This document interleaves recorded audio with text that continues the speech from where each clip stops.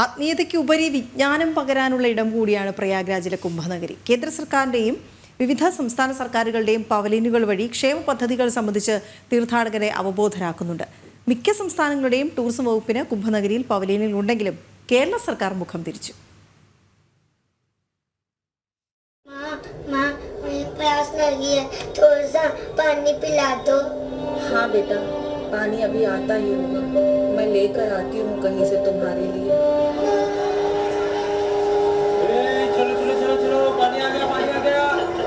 Jal Jeevan mission പദ്ധതി ഇനിയും കുടിവെള്ള പൈപ്പ് ലൈൻ ലഭിക്കാത്തവർക്ക് ജൽജീവൻ മിഷന്റെ പവലിയനിൽ അതിനുള്ള വഴിയൊരുക്കും. പദ്ധതി സംബന്ധിച്ച് വിശദമായ വിവരങ്ങൾ തീർത്ഥാടകർക്ക് കൈമാറും. ഹരിജൻ വിഭാഗങ്ങൾക്ക് നൽകി വരുന്ന ആനുകൂല്യങ്ങളും വിവിധ വായ്പാ പദ്ധതികളും അറിയാം.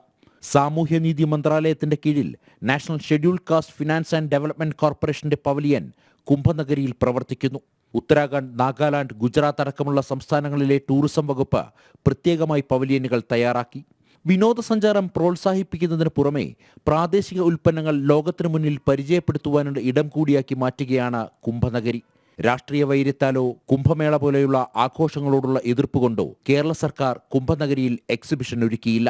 45 കോടി ജനങ്ങൾ വരുന്ന മനുഷ്യ മഹാസംഗമത്തിൽ കേരളത്തിന്റെ പ്രാതിനിധ്യം അനിവാര്യമല്ലേ എന്ന ചോദ്യവും ഉയരുന്നു.